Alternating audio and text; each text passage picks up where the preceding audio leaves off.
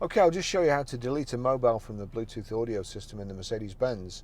So from any screen, if you click the center of the selector, and there you can see Navi, audio and telephone. Go to telephone, select telephone.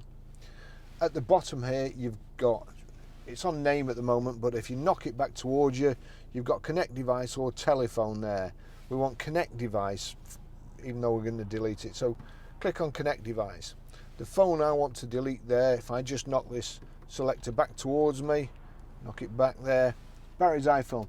Now you see here it's showing an arrow and kind of a menu, so if I knock it across there, so that's now highlighted, and then click in the center, you can deauthorize that phone. So click deauthorize. Do you want to deauthorize Barry's iPhone 10? It's defaulted to no, but I do, so yes. That's it gone.